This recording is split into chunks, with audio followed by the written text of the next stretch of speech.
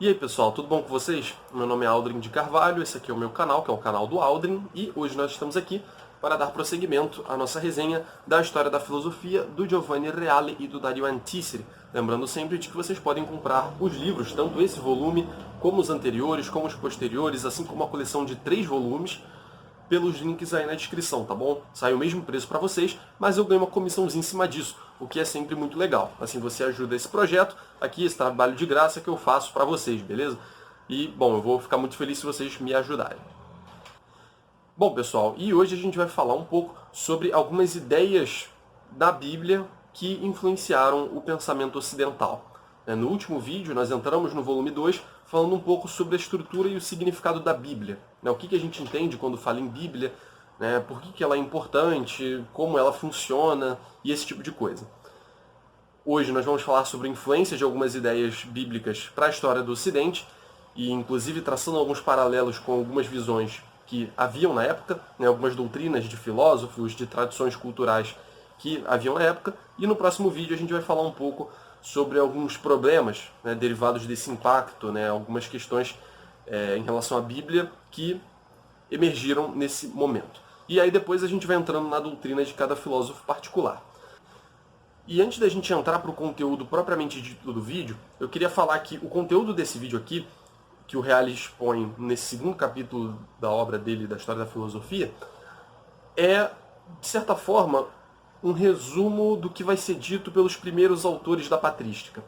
A gente vai falar de autor por autor nos próximos vídeos, só que os primeiros autores são explicados de uma maneira bem sucinta pelo Reale. Quando chegar o momento vocês vão perceber isso.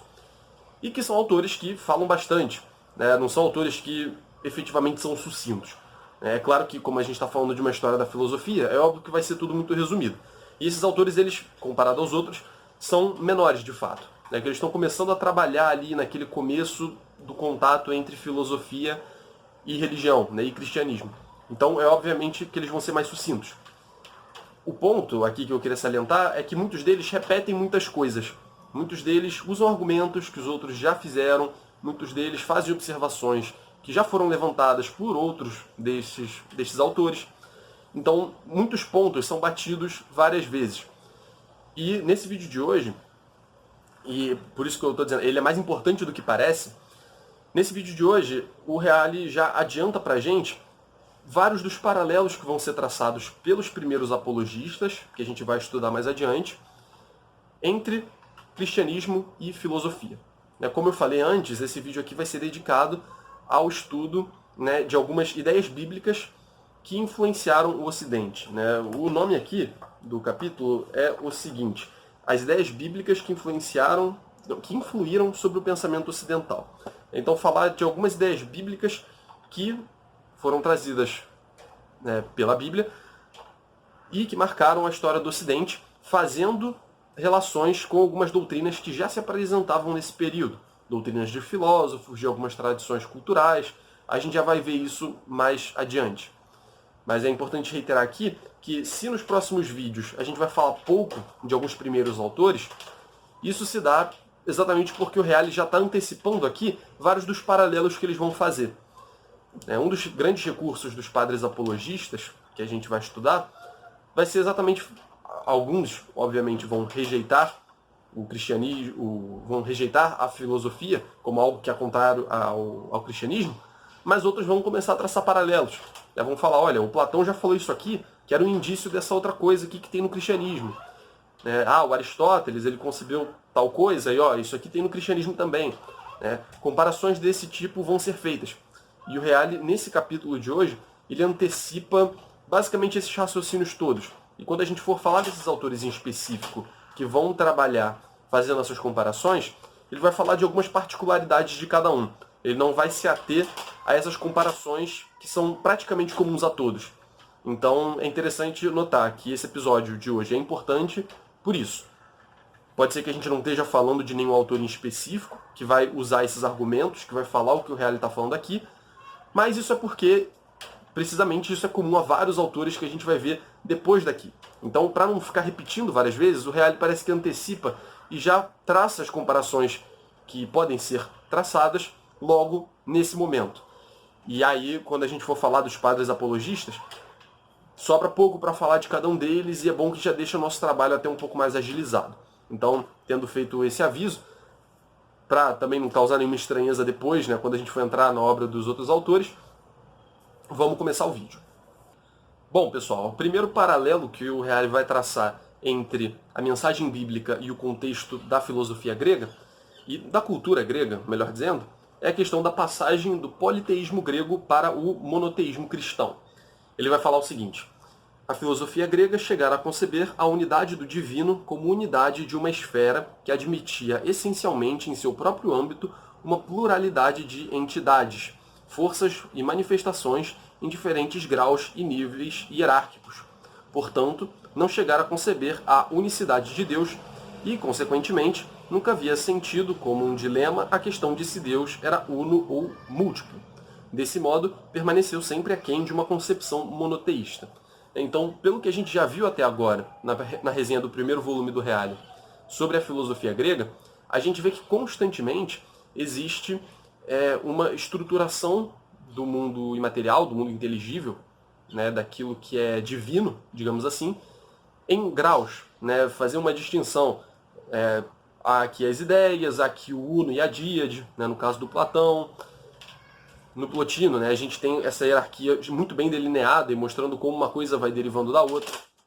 Então, na filosofia grega, parece que tinha espaço para uma pluralidade, não de divindades, mas de objetos divinos, né, de coisas imateriais, de realidades suprassensíveis e desse tipo de coisa. Então, a filosofia grega sempre abriu espaço para isso, né, mostrando uma certa multiplicidade no âmbito, né, do divino. E a mensagem cristã, como a gente sabe muito bem, vai trazer um Deus uno. Mas não apenas um Deus uno, como a gente vai falar mais pra frente. É mais um Deus uno e trino. Né? Deus é um e Deus é três ao mesmo tempo. Então, com o advento do cristianismo, aparece essa questão, né? Pô, mas Deus é um, Deus é três? Né? Como é que funciona isso? Para o pensamento grego, esse tipo de dilema, como ele bem coloca aqui, não parece fazer muito sentido, dado que você tinha essas hierarquias e tudo mais, né? Em nenhum momento ninguém tinha pensado em falar em um único Deus da forma que o cristianismo fala. Isso não tinha tido tanto impacto. Então surge essa questão. E na Bíblia isso está muito bem expresso lá onde Deus fala nos 10 mandamentos, né? Não terás outro Deus além de mim. E aí ele coloca aqui, né, que isso significa que o monoteísmo não é em absoluto uma concepção espontânea. Então olha que interessante. Deus, de certa forma, precisa ressaltar isso porque parece que a tendência natural do ser humano é buscar vários deuses. E ele até menciona aqui as questões das contínuas recaídas na idolatria. O povo judeu constantemente começava a adorar, sei lá, a estátua do bode de ouro. Né? Esse tipo de coisa acontece frequentemente no Antigo Testamento. O povo judeu é um povo que facilmente caía em idolatria. Então, por isso a gente consegue perceber que talvez a posição mais espontânea seja uma posição de politeísmo, né? Seja uma posição de adorar Deus e adorar o bode de ouro, a estátua, ou adorar qualquer outra coisa, o fogo, a água, qualquer coisa que seja. Parece que a tendência natural do ser humano é adorar essas coisas. Até porque a gente vê essas coisas, na realidade, como coisas distintas se manifestando, aparentemente, uma separada da outra. Então, o cristianismo ele traz essa visão de que, olha, não há vários deuses, há apenas um Deus. E isso na cultura grega, a gente sabe, na mitologia grega é uma das mitologias mais famosas. A gente pensa em politeísmo, já pensa em Grécia, na maior parte das vezes. Claro, a nórdica, a celta, enfim, mas a gente imagina já de imediato a mitologia grega. Então, a gente consegue ter uma ideia de que essa concepção politeísta, na época dos gregos, era uma visão que era dominante. Alguns filósofos até chegaram a conceber, né, a substância suprassensível, né, usar o nome de Deus para se referir à substância suprassensível, no caso do Aristóteles, ao logos estoico, que, enfim, dá para traçar paralelos com Deus, mas ainda assim é uma concepção diferente. Ainda assim é uma concepção diferente, até por aquilo que eu falei antes. Né? Não existe muito problema para os gregos de conceber mais de uma realidade divina, por exemplo, no âmbito da filosofia. Até porque, culturalmente, talvez eles já estivessem um pouco acostumados a entender que há mais de um Deus. Né? Então, isso parece não causar nenhum estranhamento para eles. Agora, para o cristão, para o autor que é cristão, que vai, de alguma forma, tentar se aproveitar de algo da filosofia, isso acaba aparecendo como um problema, né? E a gente vai ver isso sendo desenvolvido mais adiante, em outros autores, e mais para frente nesse vídeo também. E ele fala, então, que o cristianismo trouxe uma concepção do Deus único, infinito em potência, né? Potência aqui no sentido de poder, né? Onipotente, radicalmente diverso de todo o resto, e aí nasce uma nova e radical concepção de transcendência. E ele ainda fala aqui que isso acaba derrubando qualquer possibilidade de considerar qualquer outra coisa como divino no sentido forte do termo, né? Então, divino mesmo, só Deus. Não há nada como Deus. É claro que existe a noção dos anjos e tal, e alguns autores vão falar disso.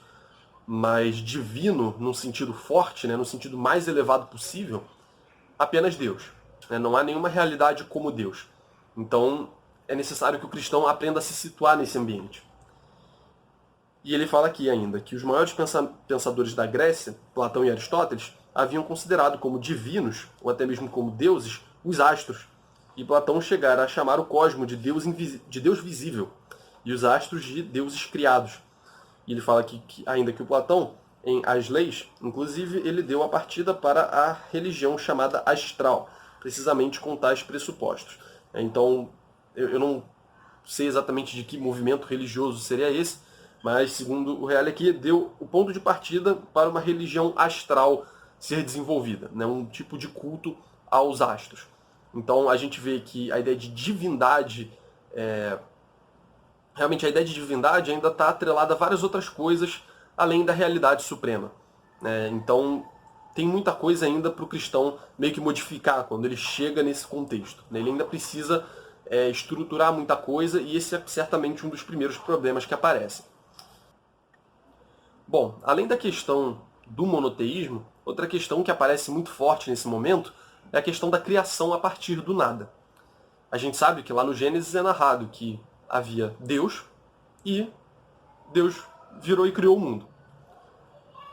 Mas isso acaba suscitando algumas discussões, porque não havia nada antes do mundo, algo que estivesse junto a Deus, né, algo coeterno a Deus, a partir do qual se pudesse criar o mundo.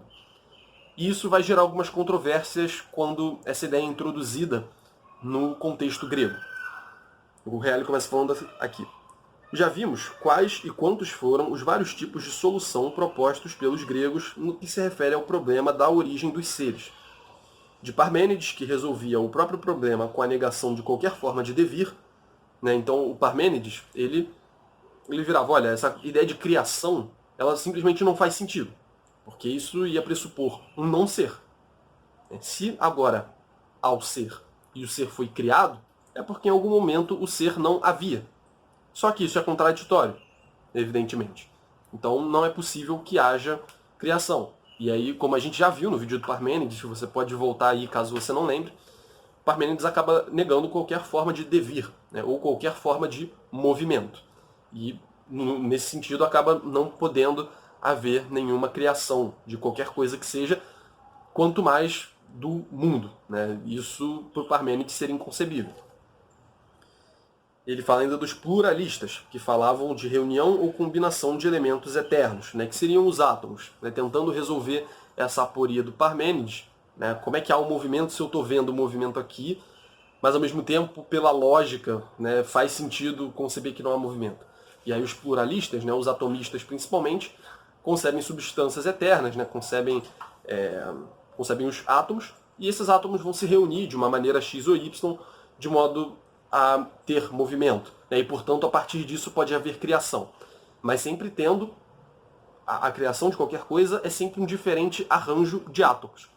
Esses átomos em si já antecediam a criação dessa coisa que vai ser criada.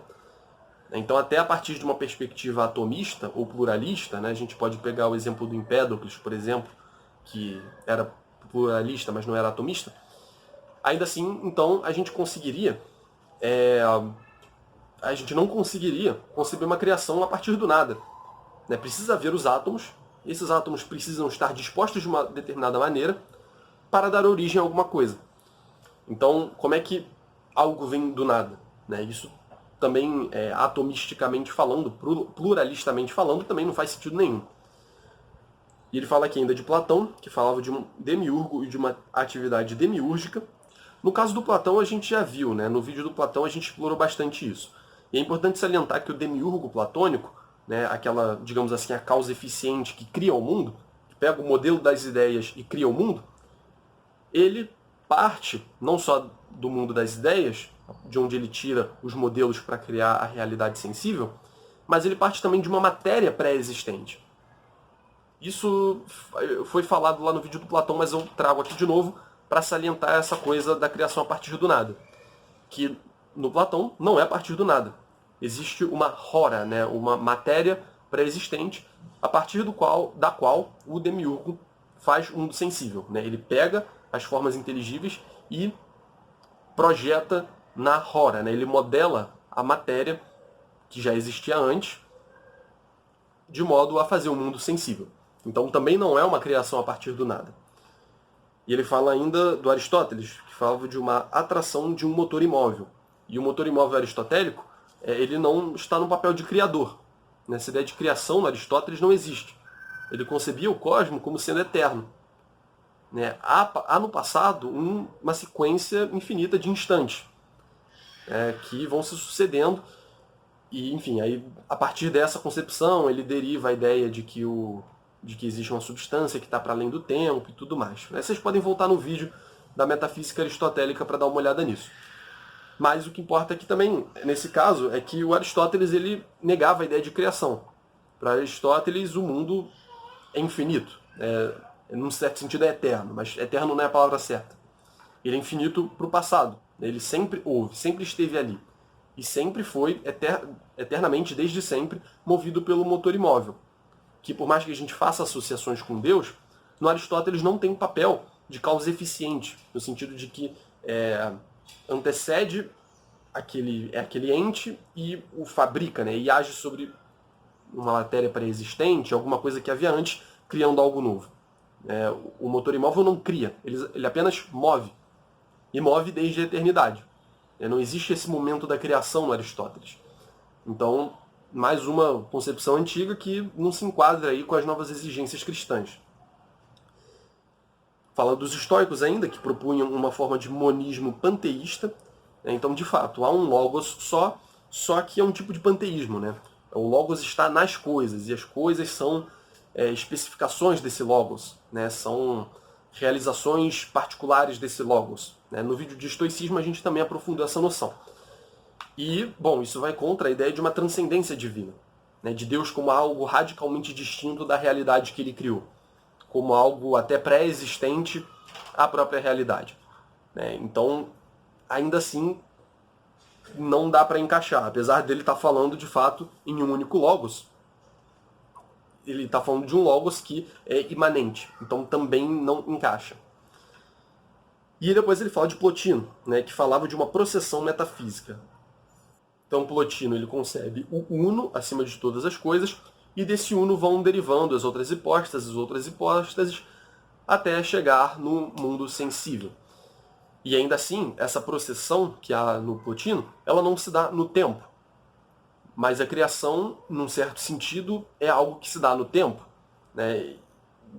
Havia um momento em que Deus era apenas Deus, em que o mundo não existia, e o mundo foi criado. Então parece que também não é conciliável com essa concepção plotiniana. Sem contar que o Plotino acaba caindo naquilo que a gente mencionou no item anterior, sobre o monoteísmo e o politeísmo. Não que o Plotino fosse politeísta, mas há graus no âmbito da divindade, vamos dizer assim. O Plotino ele concebe a substância suprassensível aristotélica como algo que tem algo de divino, algo que está acima do mundo, mas ainda assim não concebe como a realidade absoluta. Então há graus aí, ao uno, ao ser, ou nous, e há a alma abaixo disso. Então existem graus de divindade, vamos dizer assim. Então, por esse motivo também não é algo 100% condizente com a mensagem cristã. Então, esses são os exemplos que o Reale dá. Daria até para a gente explorar outros, falar do epicurismo, mas o epicurismo realmente já é radicalmente contra, assim, já não tem sei lá, parando para pensar aqui, eu nem consigo pensar em algo que aproxime, né, de tão diferente que é da visão cristã do universo, né, do cosmos. Então, esses são os exemplos que o Reale dá, poderia haver outros também, mas isso aqui já dá pra gente uma ideia do contexto em que o cristão surge, né, no contexto intelectual, melhor dizendo, em que o pensamento cristão aparece.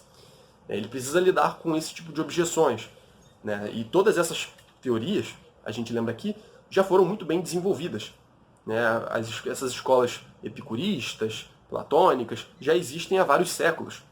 Neoplatônicas ainda não, dependendo da época, né? O neoplatonismo já é da era cristã, apesar de não ser cristão. Então, mas vai surgir em algum momento. Então, é necessário saber lidar com essas escolas que já estão com os argumentos bem desenvolvidos. Esses argumentos já foram trabalhados, já entraram em conflito com outras escolas. Então, eles já são um pouco mais robustos. E o cristianismo, quando chega, ele chega nesse cenário intelectual que não pode ser ignorado. Bom, mas a mensagem bíblica, ao contrário, ela fala de criação precisamente in limine. No princípio, Deus criou o céu e a terra. E os criou pela sua palavra, né? Deus disse e as coisas existiram. E como todas as coisas do mundo, Deus criou diretamente também o homem. Deus disse, façamos o homem à sua imagem e semelhança, tal. E Deus não usou nada de pré-existente, esse que é o ponto. Como o demiurgo platônico, né, que usou uma matéria que já havia lá. Nem se valeu de intermediários na criação. Ele produziu tudo do nada. Então, também não é como no Plotino, né? No Plotino há intermediários, até desde o Uno, desde a unidade suprema, até o que nós temos aqui, há graus de unidade que vai sendo perdida, né, na medida em que as coisas vão procedendo do Uno, e até gerar as coisas aqui materiais, que seria o máximo grau de pluralidade possível. Não é o caso com o que acontece com a mensagem bíblica. Na mensagem bíblica, né, no cristianismo, Deus cria as coisas diretamente. Deus fala e as coisas acontecem. E tudo é feito.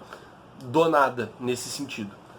Então, é claro que é algo super incompatível. Deus cria livremente, ou seja, com um ato de vontade, por causa do bem. Ele produz as coisas como dom gratuito. O criado, portanto, é positivo. Então, isso é interessante da gente notar também. Que o material, a matéria, ela não é vista como algo ruim.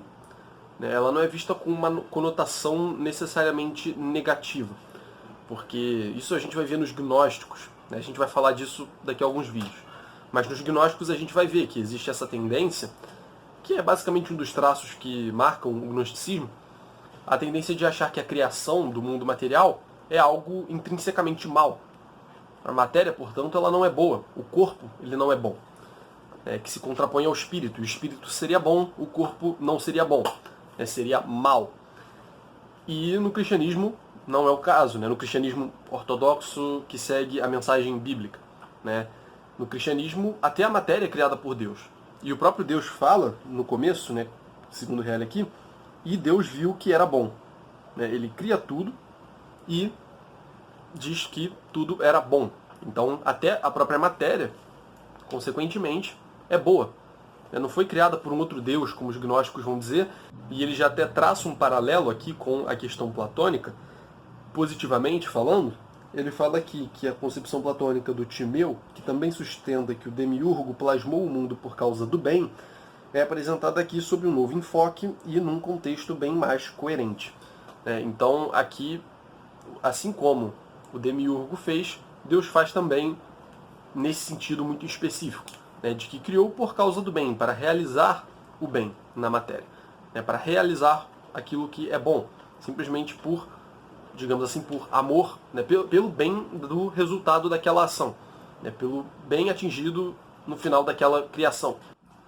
Mas ainda assim é algo distinto, como eu falei, porque o demiurgo pressupõe uma matéria pré-existente, digamos assim, um princípio material, e o demiurgo, com as formas suprassensíveis, seria um tipo de princípio formal que age ali e forma um mundo sensível. Então, ainda existe esse tipo de dualismo. E no cristianismo, como o Reale vai falar aqui, isso já muda, né? Porque a própria matéria também vem de Deus, né? Como eu já falei antes. E aí o Reale fecha essa questão da criação falando o seguinte: Deus é o ser por sua própria essência, e a criação é uma participação no ser. Ou seja, Deus é o ser e as coisas criadas não são ser, mas têm o ser, que receberam por participação de Deus. Claro que aqui, né, isso não é nada óbvio na Bíblia, né? Você não vai ler a Bíblia e vai pensar, opa, é exatamente isso aqui. Mas é algo que vai ser desenvolvido. Mas o real é que ele já está antecipando, mostrando um pouco a que ponto vai chegar a especulação teórica a respeito desse problema. Por isso que eu estou falando, nesse capítulo aqui o Reale vai antecipando algumas coisinhas.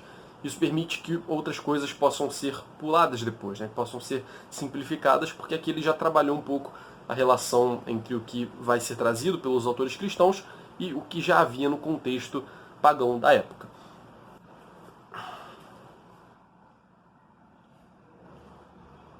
Então, como ele acabou de falar aqui, né, vai surgir, mais no futuro, a concepção de que Deus é o ser, né, isso vai ser situado filosoficamente melhor.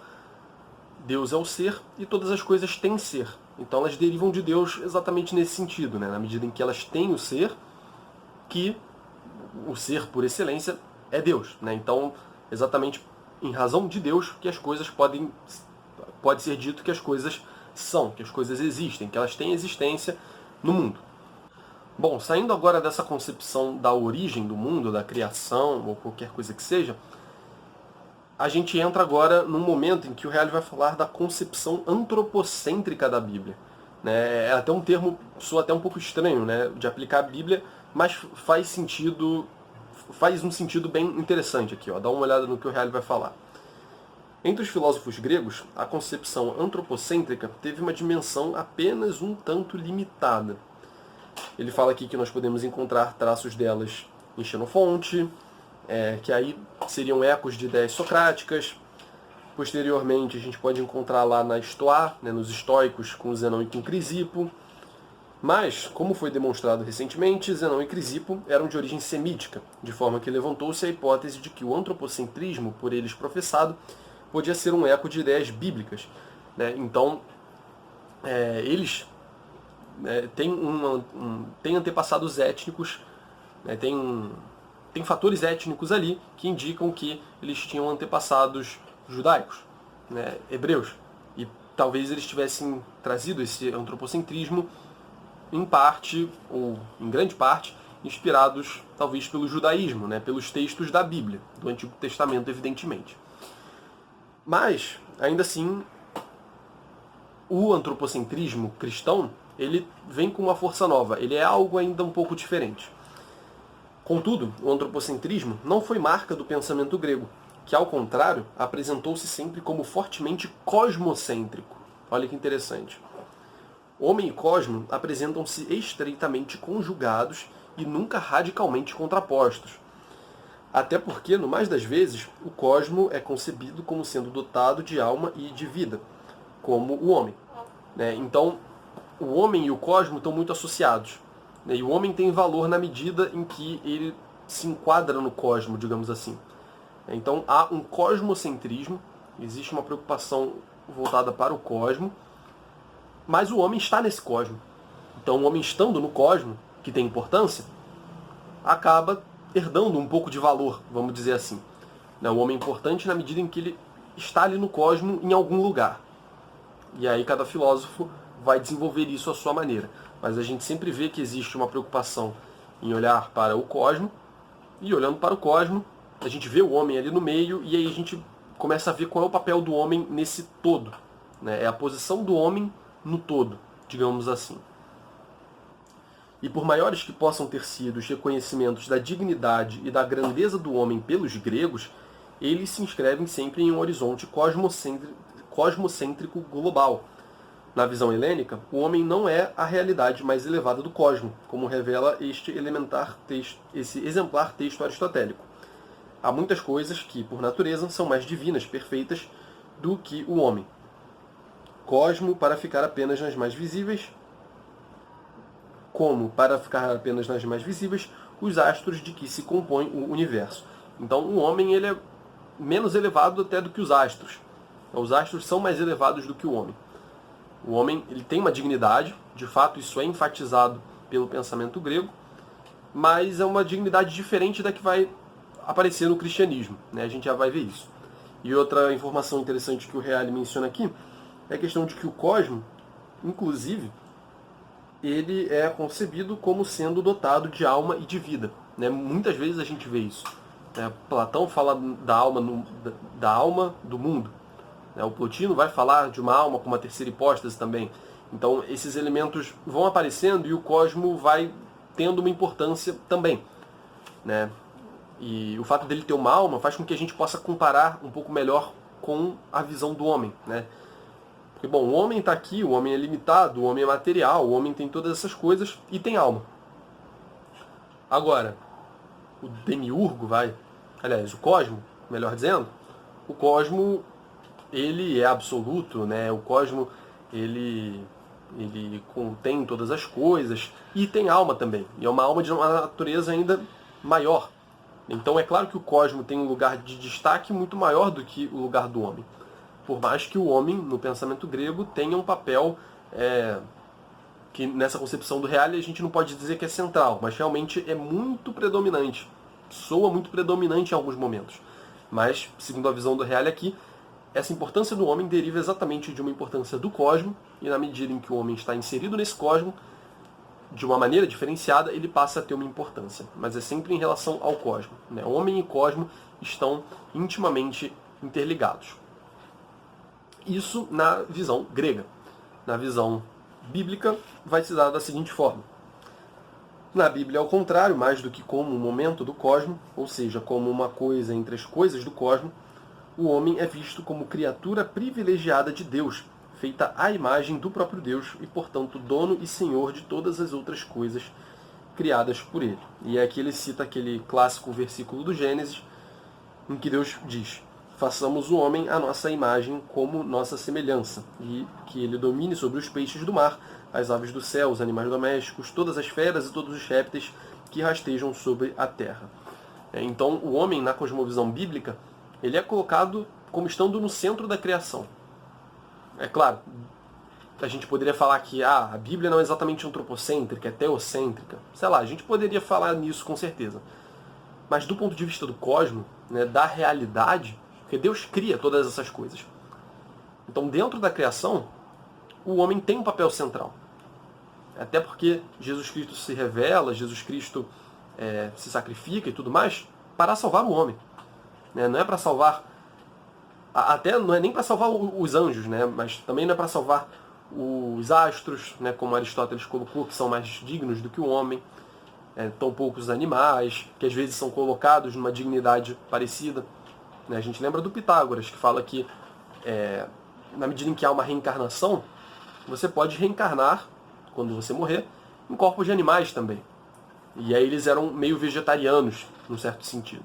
Eles não matavam animais porque, num certo sentido, eles tinham essa dignidade um tanto equivalente. Né? Porque você pode estar comendo um amigo seu que você viu morrer. Né? Então, há sempre uma concepção, segundo o Reale aqui, de colocar algumas coisas ainda acima do homem, ou em níveis iguais, dentro do âmbito do cosmo, na concepção grega, né? Na cosmovisão grega, nas teorias gregas, na filosofia. Telefone tocando. Mas na mensagem bíblica isso não faz sentido nenhum. Como eu falei, Jesus Cristo ele veio, ele se matou, se matou. Ele se sacrificou pelos homens, exclusivamente pelos homens que são imagem e semelhança de Deus, como esses primeiros versículos do Gênesis deixam bem claro. E aí, então, o homem sendo feito à imagem de Deus, isso traz algumas consequências. O Reale vai falar o seguinte aqui.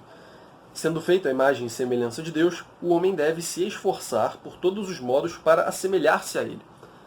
O homem, ele é, num certo sentido, muito específico, como Deus. Então, ele deve buscar se assemelhar a ele, na medida em que ele é imagem. Uma imagem tem, por sua vez, um modelo. Uma imagem é uma imagem de alguma coisa. Num certo sentido, Deus é o modelo do homem. O homem deve buscar assemelhar-se a Deus para fazer o que é certo, para realizar a sua própria natureza. Então, E isso acaba tendo implicações éticas também. Né? Não apenas de, o homem é maior, então o homem, sei lá, não pode matar, não deve, sei lá, o homem deve ser preservado diante das outras coisas. Existe um elemento aí espiritual nesse sentido de uma conduta que deve te assemelhar a esse Deus que é o modelo. Não é o homem acima das outras coisas de graça. Né? Isso, de certa forma, vem com um peso, uma responsabilidade, vamos dizer assim, de se assemelhar a Deus. Né? O homem deve fazer isso. É isso que é o certo. É isso que é o fim último dele. É isso que ele deve fazer. E ele pega exemplo da Bíblia aqui. Né? Ele diz, vós, pois, sereis santos como eu sou santo. Né? Devemos ser santos como o nosso Pai do céu é santo. Né? E ele fala aqui ainda que os gregos já falavam de assimilação a Deus, mas acreditavam poder alcançá-la com intelecto, com conhecimento. Então, olha que interessante. No Aristóteles, eu acho que talvez isso seja o melhor exemplo.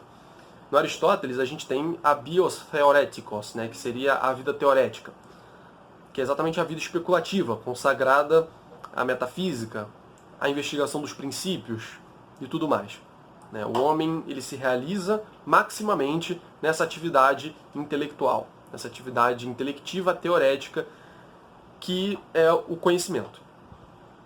E isso faz muito sentido dentro de toda a concepção aristotélica, na medida em que a substância suprassensível, que é aquilo que há de mais elevado, ela própria é uma inteligência.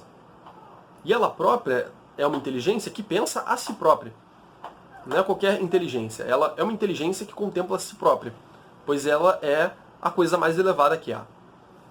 Então, assim como nós, ela tem uma inteligência, na verdade ela é inteligência, assim como nós, em certo sentido, somos uma inteligência, e ela contempla a coisa mais elevada que há, que no caso é ela mesma. Existe aí uma atitude reflexiva. Agora, o homem, ao contrário, não é a coisa mais elevada que há. Há a substância suprassensível acima dele.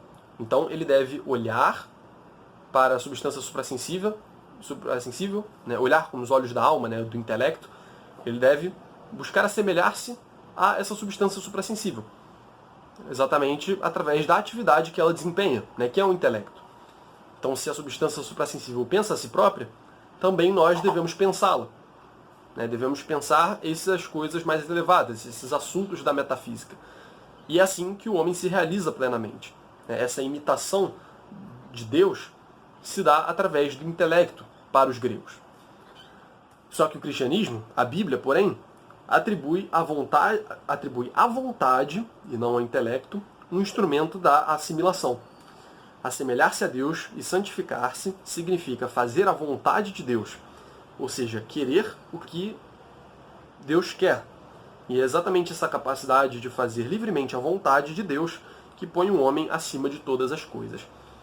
Então não é que o intelecto não seja importante.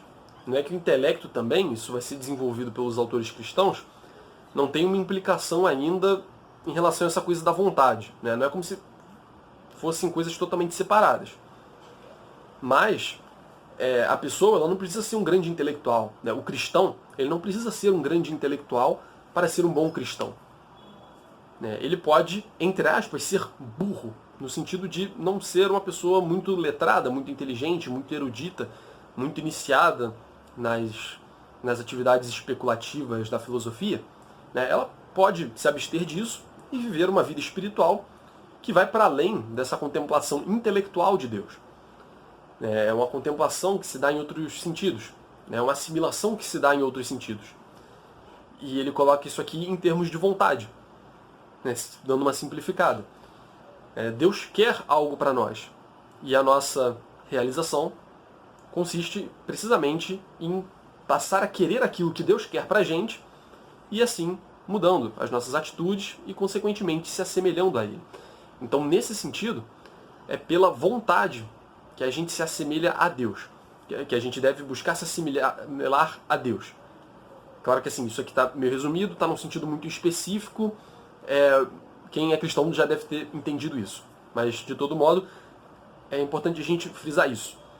Não é através da intelectualidade que a gente vai se tornar mais parecidos com Deus, que a gente vai se realizar. Tem um papel importante e tudo mais, Só que é através de querer o que Deus quer pra gente que a gente pode se assemelhar a Ele e fazer tudo o que, digamos assim, foi feito para nós. Alcançar aquilo que foi preparado para que nós alcancemos. Bom, gente, mudando de assunto de novo, o Reale vai falar agora sobre a questão do pecado e do vício, né? Pecado, vício, virtude, como é que isso acontece no cristianismo, como é que acontecia na Grécia, quais são as relações que dá para fazer. Ele começa falando o seguinte: os gregos entenderam a lei moral como uma lei da physis, a lei da própria natureza, uma lei que se impõe a Deus e ao homem ao mesmo tempo, visto que não foi feita por Deus, e que a ela o próprio Deus está vinculado. Então, existe uma lei moral que transcende até o próprio Deus. Não é como se Deus, como se a lei partisse de Deus, mas é uma lei que parece que está acima do próprio Deus. Ele próprio está submetido a essa lei. O conceito de um Deus que dá a lei moral, um Deus nomóteta, é estranho a todos os filósofos gregos. E aí ele vai falar da Bíblia, então. O Deus bíblico, ao contrário, dá a lei ao homem como mandamento. E aí a gente... Bom, o exemplo dos 10 mandamentos é paradigmático nesse sentido. É o Deus que vai lá e ele próprio escreve na pedra o que são os 10 mandamentos e entrega aos homens. Entrega a Moisés, que entrega depois ao povo hebreu. A virtude, o bem moral supremo, torna-se obediência aos mandamentos de Deus, coincidindo com a santidade. Virtude que, na visão naturalista dos gregos, entre aspas, ficava em segundo plano. O pecado, o que é o mal moral supremo, contrário à virtude, portanto, ao contrário, torna-se desobediência a Deus, dirigindo-se, portanto, contra Deus à medida que vai contra os seus mandamentos. Então, a ideia de virtude e de pecado, santidade, pecado, se inserem nesse novo quadro. Agora é Deus que dá o mandamento. Não é necessariamente uma lei da physis, a qual o próprio Deus está submetido. Então existe essa mudança de paradigma também. Desse modo, o antigo, entre aspas, intelectualismo grego é inteiramente subvertido pelo, entre muitas aspas, voluntarismo cristão. O querer de Deus é a lei moral e o querer de Deus é a virtude do homem. Então a gente deve querer o que Deus quer. A boa vontade, o coração puro, torna-se a nova marca do homem moral. Bem, e aí o Reale entra na discussão acerca da providência divina, que é um termo até, que já estava presente no ambiente cultural intelectual grego. Vamos ver o que ele fala aqui. Sócrates e Platão já haviam falado do Deus providência. O primeiro no plano intuitivo, o Sócrates, o segundo com referência ao demiurgo, que constrói e governa o mundo. O Platão falava isso. Mas Aristóteles ignorou esse conceito, como ignorou também a maior parte dos filósofos gregos, exceto os estoicos. Os estoicos eles vão trazer uma questão de providência muito forte. Inclusive a tranquilidade da alma que os estoicos vão pregar, que os estoicos vão tentar alcançar, ela se justifica exatamente a partir do momento em que há uma providência que governa tudo.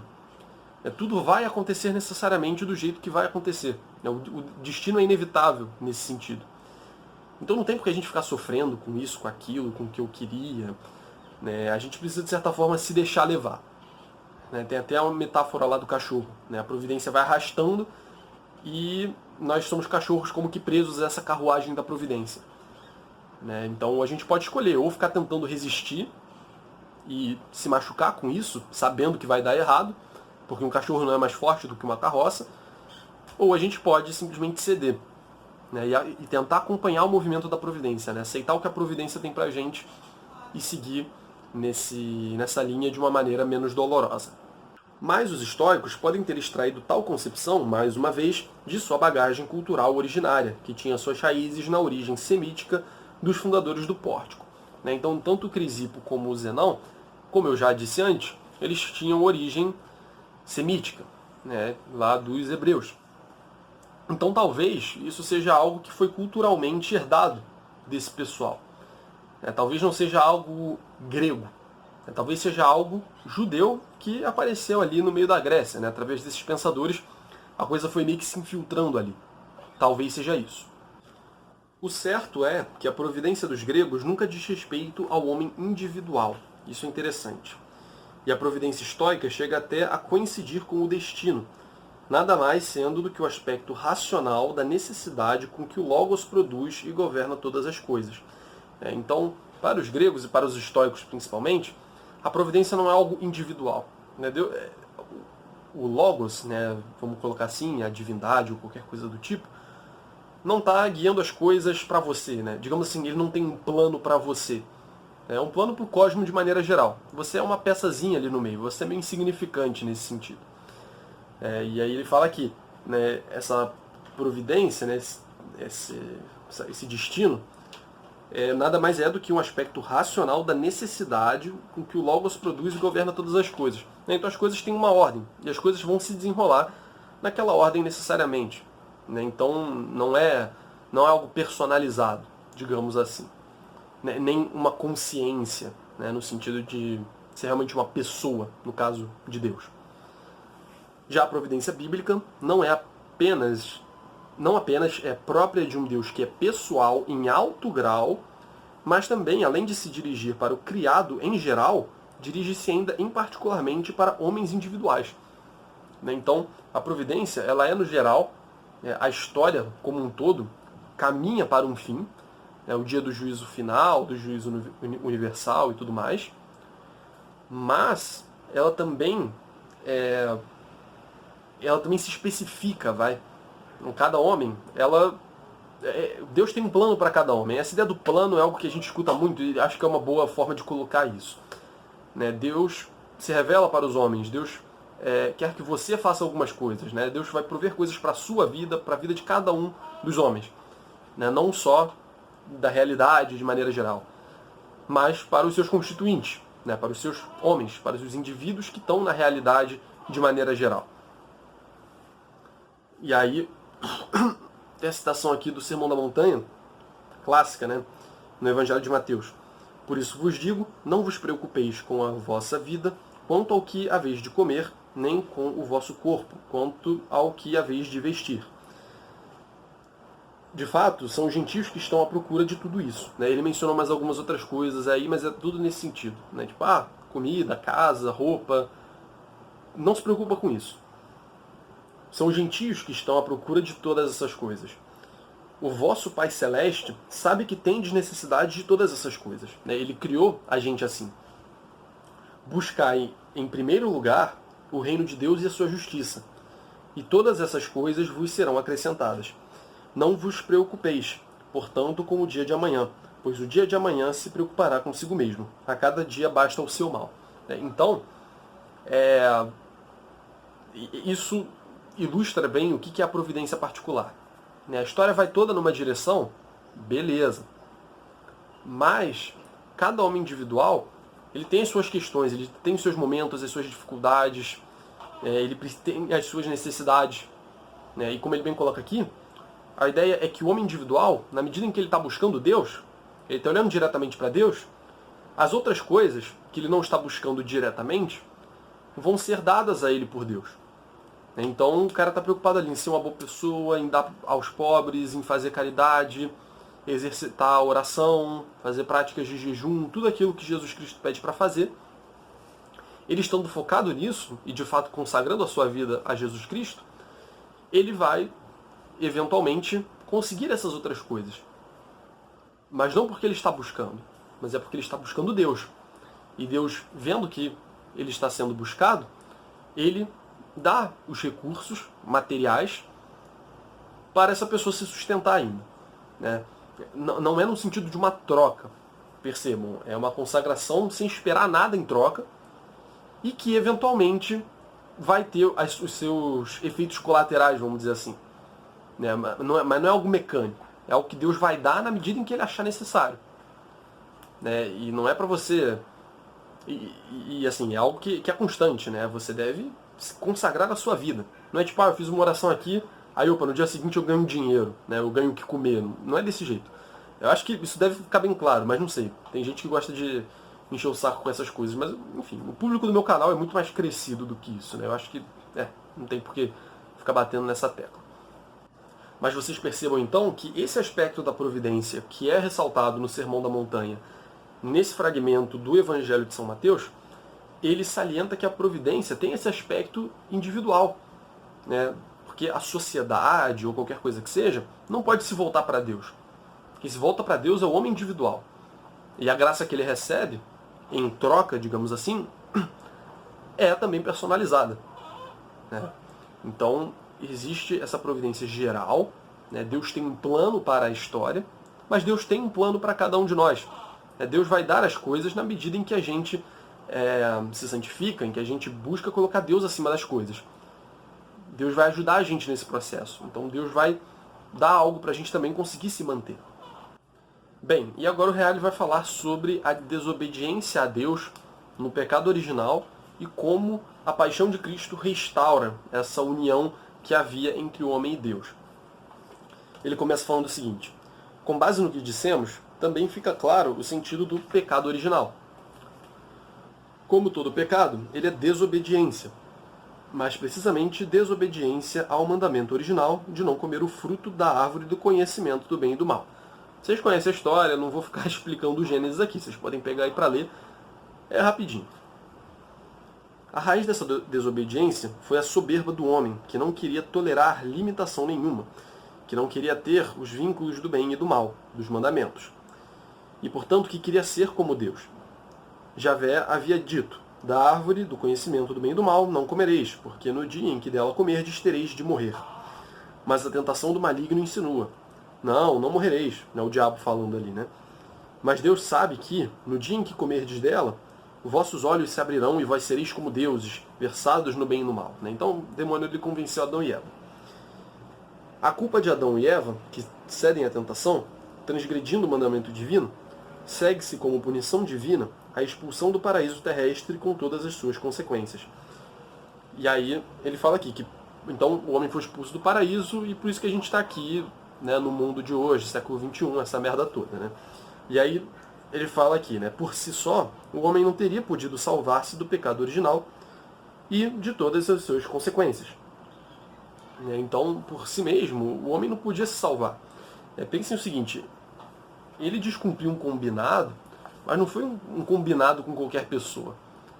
Foi um combinado com Deus. Deus falou: olha, faz isso aqui, e eles falaram: beleza, não vamos fazer isso aqui. E eles foram lá e fizeram. Então, assim, é claro que, por exemplo, se fosse, sei lá, qualquer um de nós fazendo, sei lá, estabelecendo um contrato, vamos dizer assim, né, estabelecendo aí um combinado, eu falei que vou fazer alguma coisa, você me pediu, eu falei que eu vou fazer e tudo mais. Se fosse isso e eu desobedecesse, a gente poderia arrumar um jeito de equiparar depois. Tipo, pô, eu errei aqui, acabei esquecendo, ou fiz errado, foi mal, mas eu posso te recompensar depois, a gente pode compensar isso de algum jeito. Então, daria pra gente meio que negociar e tentar chegar a um acordo em que no final a coisa estabilizasse. Só que isso me parece que isso é possível porque nós dois estamos de igual para igual falando. A gente combinou algo, eu sou um humano, você é um humano, suscetível de erros, nós temos necessidades, nós temos limitações, então, de certa forma, a gente pode chegar a esse tipo de coisa. Agora, quando alguém desobedece a Deus, é meio complicado, né? O que você vai dar para Deus em troca de você ter desobedecido algo que ele falou para você fazer e que você, sem relutar, aceitou, se Deus não tem necessidade de nada? Assim, você desobedeceu, você magoou, vamos dizer assim, você descumpriu o combinado com a pessoa que está absurdamente acima de você. Ele não sou eu, não é, sei lá, qualquer pessoa daqui do mundo. Não é uma pessoa, um humano. Então, como é que eu posso compensar Deus por isso? A resposta é: não pode. Não pode. O homem errou com Deus e foi o pior erro possível.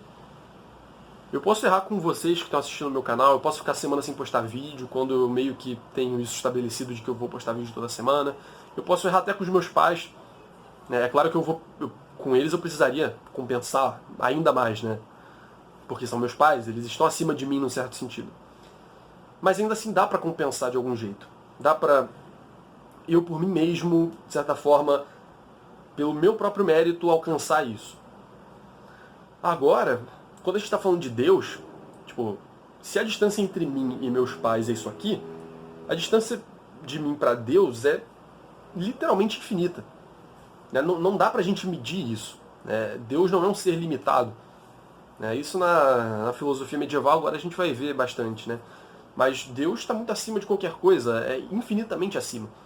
Então não existe como eu compensar Deus por algo que eu fiz contra Ele. Né? Isso é humanamente impossível. Então é necessário que o próprio Deus venha e, de certa forma, pela humanidade, pague essa dívida. Vamos dizer assim. Vamos seguir aqui o que o Reale fala. Deus se fez homem e com sua paixão e morte resgatou a humanidade do pecado e com sua ressurreição derrotou a própria morte, que é a consequência do pecado. Então, as pessoas que estavam no paraíso, né, falando aqui em Adão e Eva, eles não morreriam. Eles eram imortais, mas eles pecaram e morreram.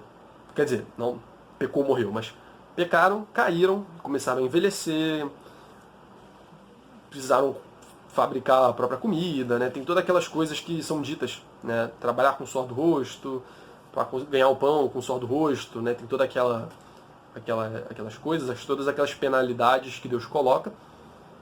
E uma delas é a morte. Uma delas sendo a morte, então, Deus vem, então, ele mostra que ele é maior do que a morte e ele dá essa oportunidade para que a gente viva eternamente com ele. Né? Então, é uma mudança de perspectiva evidentemente gigante em relação ao que tinha na Grécia, não é isso?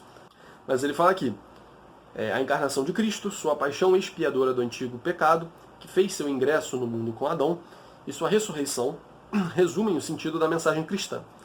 E essa mensagem subverte inteiramente os quadros do pensamento grego. Os filósofos gregos haviam falado de uma culpa original, extraindo o conceito dos mistérios órficos. E, de certa forma, haviam vinculado a essa culpa o mal que o homem sofre em si. Mas, em primeiro lugar, ficaram muito longe da explicação da natureza dessa culpa.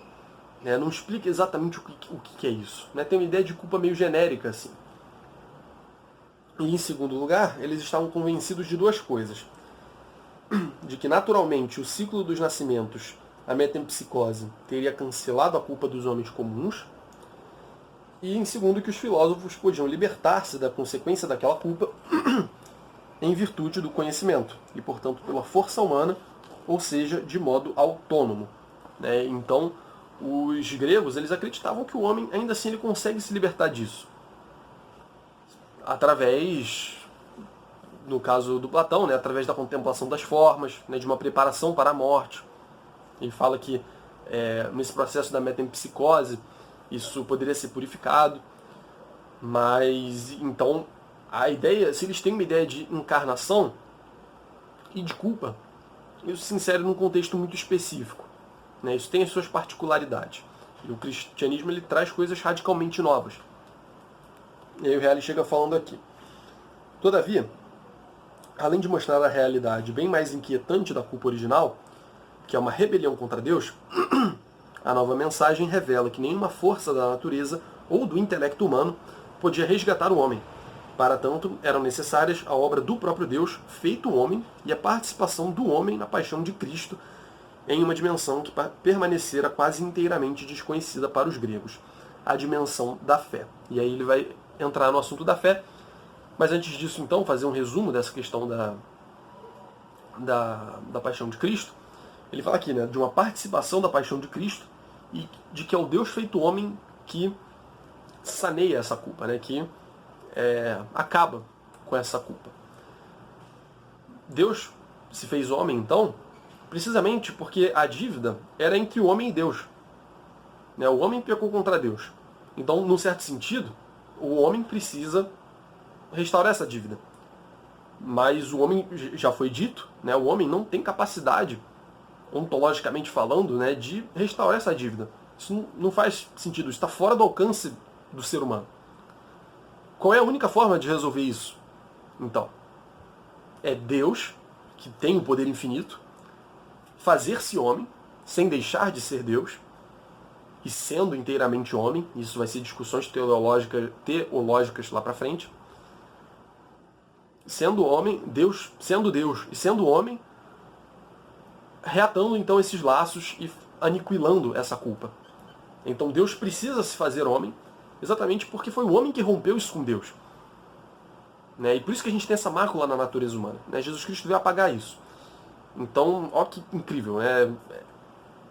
Quando você pega essa dimensão da coisa, tudo fica fechadinho, assim. Parece que todas as pontas soltas se conectam.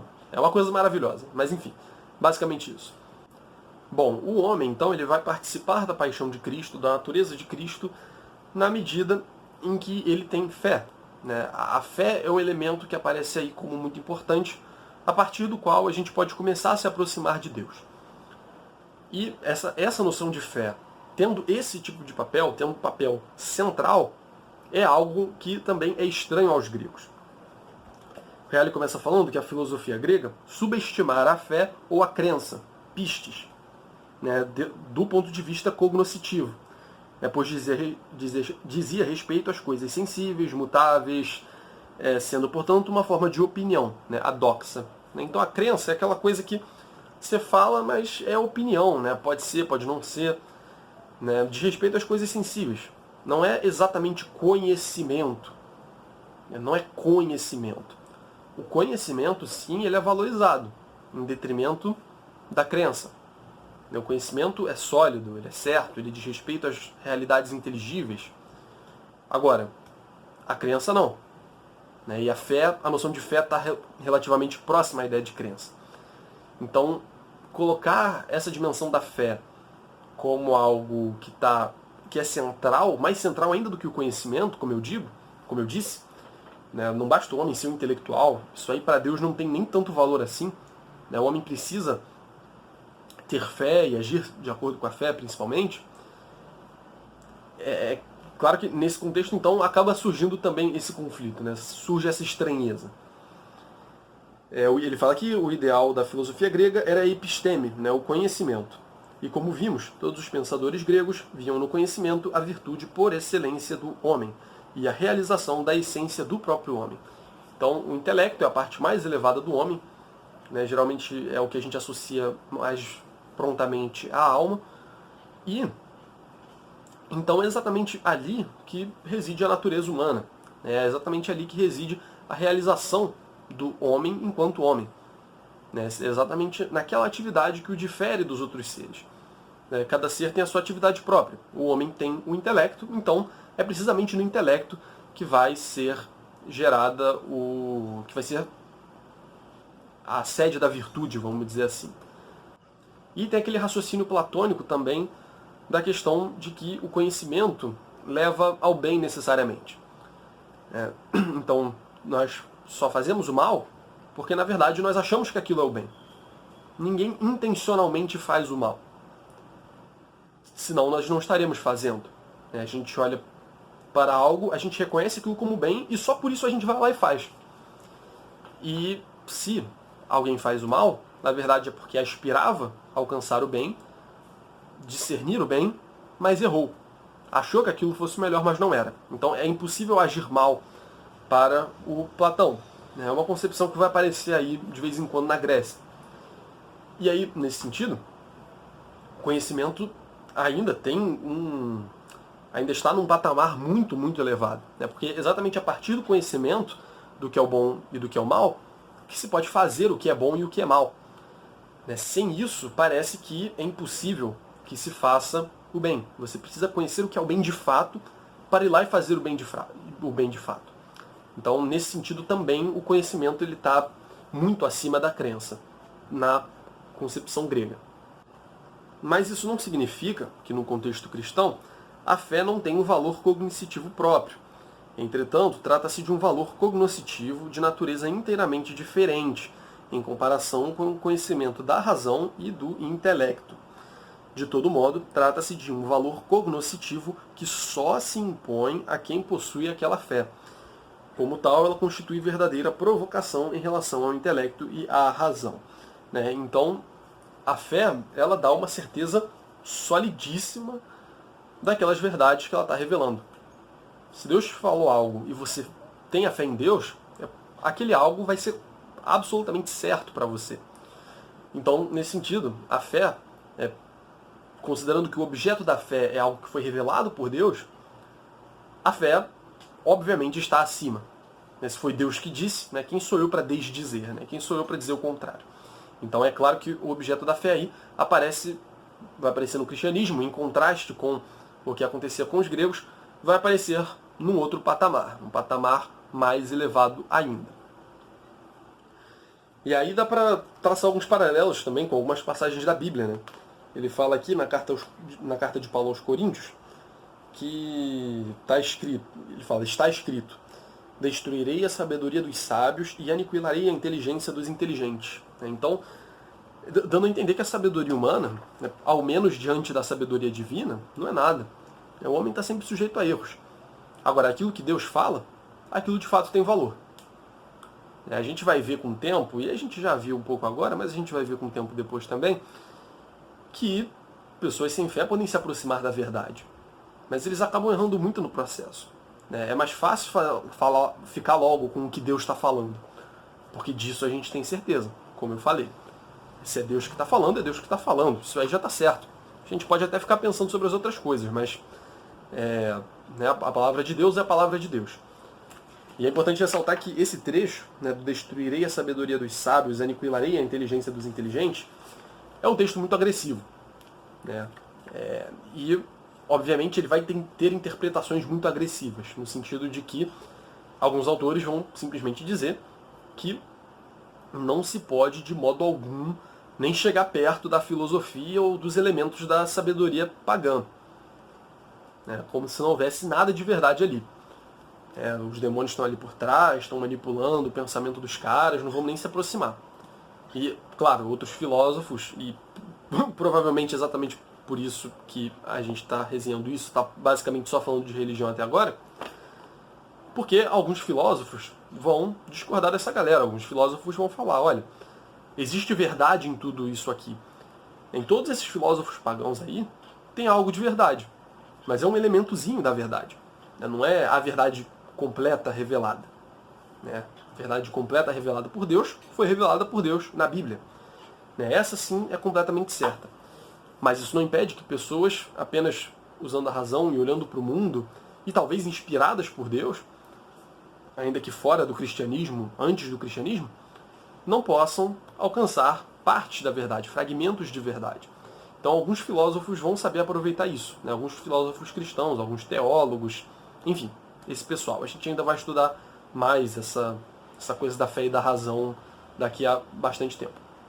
Uma outra coisa que o Reale vai se ater mais rapidamente aqui é a de uma nova antropologia. Ele já falou sobre o homem antes, mas aqui ele puxa o assunto de novo e ele fala o seguinte, o homem não é mais simplesmente corpo e alma, entendendo-se por alma, razão e intelecto, isto é, 2 dimensões. Mas sim, o homem vai ser entendido em 3 dimensões, corpo, alma e espírito, onde o espírito é exatamente essa participação do divino através da fé, a abertura do homem para a palavra divina e para a sabedoria divina, que o preenche com nova força e, em certo sentido, lhe dá uma nova estatura ontológica. Então, o homem, ele não apenas é corpo e alma, mas ele tem um espírito também. Esse espírito que é uma participação em Deus, uma participação de Deus. E, bom, impossível aprofundar isso aqui agora, a gente vai ver isso em alguns autores, essa questão sendo mencionada. E ele fala aqui, os gregos haviam conhecido a dimensão do nous, mas não a do pneuma, que passaria a ser a dimensão dos cristãos. Bom, o próximo assunto de que o Reale vai tratar aqui é a questão do amor. Ele vai fazer algumas comparações com o eros grego e vai traçar paralelos com o ágape cristão. Vamos ver isso aqui. Bom, o Platão, ele fala aqui que o Platão ele propõe a teoria do eros, da qual já falamos amplamente. Lá no vídeo do Platão tem um vídeo, acho que nos vídeos do Platão acho que tem um vídeo só para a questão do amor. Mas o eros não é Deus, porque é desejo de perfeição, tensão mediadora que torna possível a elevação do sensível ao suprassensível, força que tende a conquistar a dimensão do divino. Então o Eros, né, é sempre concebido como intermediário. O Eros não é Deus, né? Não é aquilo que está acima. É aquilo que está no meio entre o que está embaixo e o que está em cima, serve como uma ponte entre essas duas coisas. Serve como uma força que leva o homem de baixo para cima. O Eros grego é falta e posse, em uma conexão estrutural entendida em sentido dinâmico, e por isso é força de conquista e ascensão que se acende sobretudo à luz da beleza. Isso tudo está aprofundado no vídeo lá do Platão, tá? Não faz sentido ficar reexplicando muito isso aqui. Mas então, essa é a noção que tinha lá no Platão, né? Que o Platão desenvolveu a ideia do Eros, né? Como intermediário, como aquilo que busca, né? Como o desejo. Já o novo conceito bíblico de amor, ágape, é de natureza bem diferente. O amor não é primordialmente subida do homem, mas descida de Deus em direção aos homens. Olha que interessante. Não é conquista, mas dom. Não é algo motivado pelo valor do objeto ao qual se dirige, mas ao contrário, algo espontâneo e gratuito. Então, se o Eros platônico era um amor que jogava o homem para cima em direção a Deus, novamente dando aquela autonomia ao ser humano no que diz respeito à sua salvação, digamos assim, à sua dignificação, à sua realização, no amor cristão é o contrário. Né? Não é nenhuma força, mas é algo dado de graça por Deus quando Ele desce até nós, né? Deus dá a nós esse amor e permite que nós alcancemos-no, né? Mas isso tudo tendo um primeiro movimento partindo de Deus, né? É uma atitude predominantemente da parte de Deus. É claro que a gente precisa aceitar, né? Nós precisamos aceitar isso e tudo mais, mas não é simplesmente mas não é como se nós pudéssemos por nós mesmos subir esse caminho, né? Deus, ele estende a mão primeiro, digamos assim, né? É o próprio Deus que vem ao mundo para nos conceder gratuitamente a salvação. Que, como ele fala aqui, não é algo motivado pelo valor do objeto ao qual se dirige, né? Não é como se Deus visse em nós, digamos assim, um valor. Ele nos ama, mas como está escrito aqui, né? É algo espontâneo, gratuito. Não é como se nós fôssemos grande coisa. Nós não somos. Aliás, nós só somos alguma coisa porque Deus nos ama. Então, assim, Deus nos ama e isso é gratuito. Não há, digamos assim, nenhum motivo em nós para Ele amar a gente. Nada em nós, num certo sentido, chama a atenção de Deus. Deus gratuitamente dá o seu amor para nós. E isso, por esses motivos que eu já falei, acaba resultando numa completa inversão dessa ideia do Eros que a gente tinha, que a gente tem expressa lá no banquete do Platão. Para os gregos, é o homem que ama, não Deus. Para os cristãos, é sobretudo Deus que ama. Mas o homem não ama também? Reale vai responder. O homem só pode amar na dimensão do novo amor, realizando uma revolução interior radical e assemelhando o seu comportamento ao de Deus. Então o homem só pode amar de verdade, o homem pode amar e o homem deve amar a Deus. Mas ele só pode fazer isso na medida em que Deus nos ama. E aí a gente pode voltar para Ele, né? É muito interessante isso. E isso demanda uma atitude interior, né? Uma mudança radical de quem você é. Não é qualquer um que consegue amar a Deus num grau muito elevado. Nós temos nossos pecados, nós temos nossas coisas que nos prendem aqui e que, de certa forma, acabam nos afastando de Deus. Nós devemos, então, passar por uma mudança de comportamento, de consciência espiritual, de alma, chame como quiser. Mas nós precisamos, em nós, provocar uma mudança, né? Tentar fazer alguma mudança para que a gente possa se abrir cada vez mais a esse amor de Deus, para então podermos amá-lo numa medida cada vez maior e mais intensa.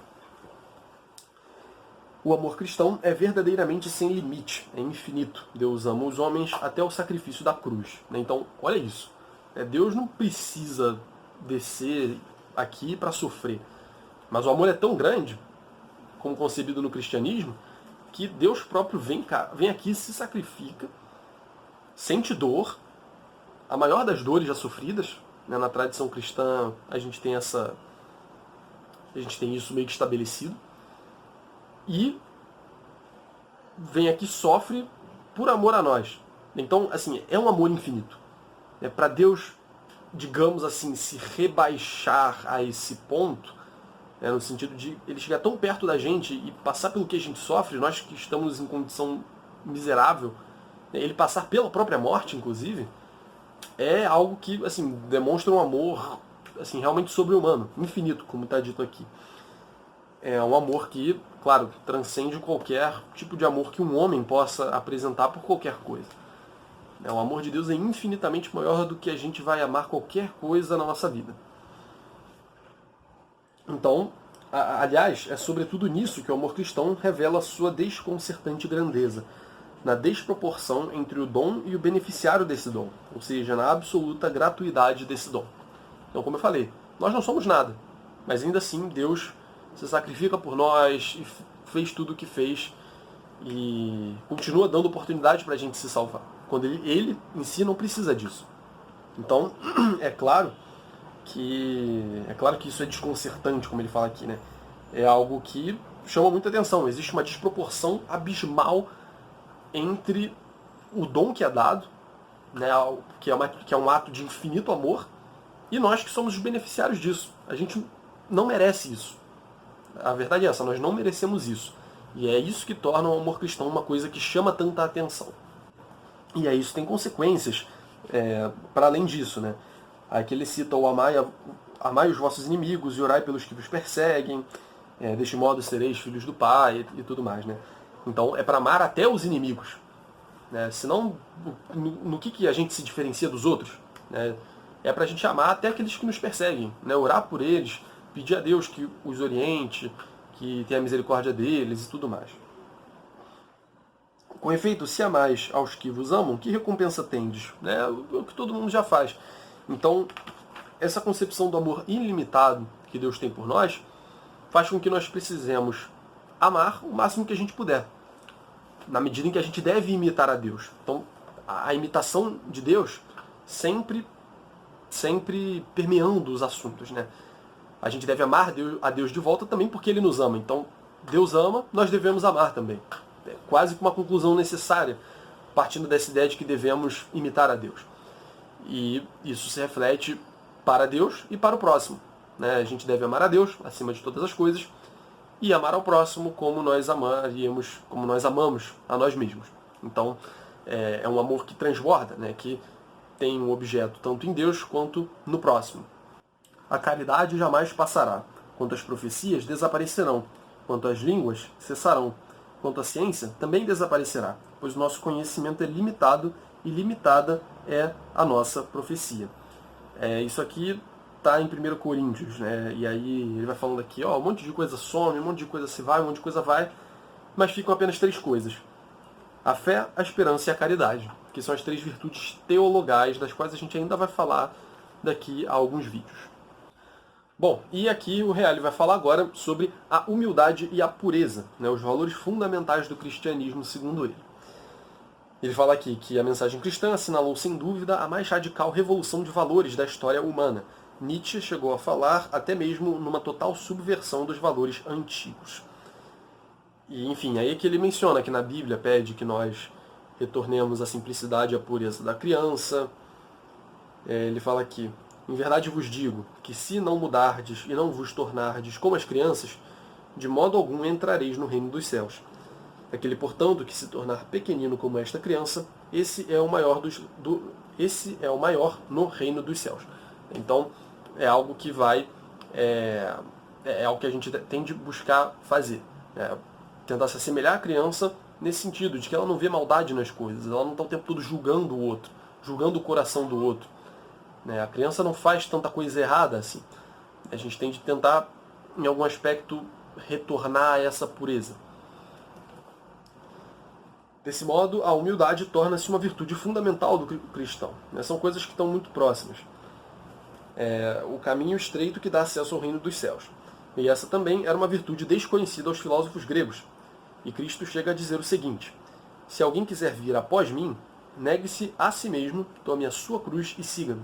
Pois aquele que quiser salvar a sua vida vai perdê-la, mas o que perder a sua vida por causa de mim e do Evangelho vai salvá-la. Então, essa coisa da humildade se reflete também em termos de martírio, a gente pode dizer. O martírio é um momento em que se abre mão de si mesmo em nome de Deus. É literalmente, você se reconhecer como aqui e Deus estando aqui.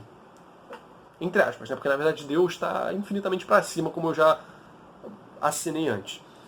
Então, essa coisa da humildade é totalmente central no cristianismo. É necessário desapegar-se de si próprio para imitar a Deus. Porque o que a gente chama de eu, de você, né? Quando eu olho para mim e eu falo eu, isso vem com um monte de coisa do mundo, né? Que ficou meio que presa aqui comigo. Então eu tenho de abrir mão dessas coisas e poder me assemelhar a Cristo. E fazer como São Paulo fala lá, né? Que não sou mais eu que vivo, mas é Cristo que vive em mim, né? Então eu preciso viver como Cristo, né? Preciso que Cristo viva em mim e não eu mesmo. Cristo é muito maior do que eu, não é para eu viver aqui, é para Cristo viver em mim. E aí ele vai traçar um paralelo com a Grécia, né? Ele vai falar aqui que cai por terra também o ideal supremo do sábio helenístico, que compreendera a vaidade do mundo e de todos os bens exteriores, e do corpo. Então, nisso tem de parecido.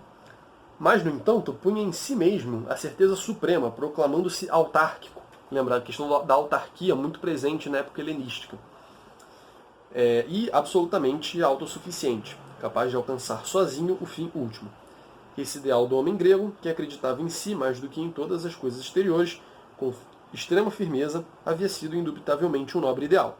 Mas a mensagem evangélica agora o declara ilusório e o faz de maneira categórica.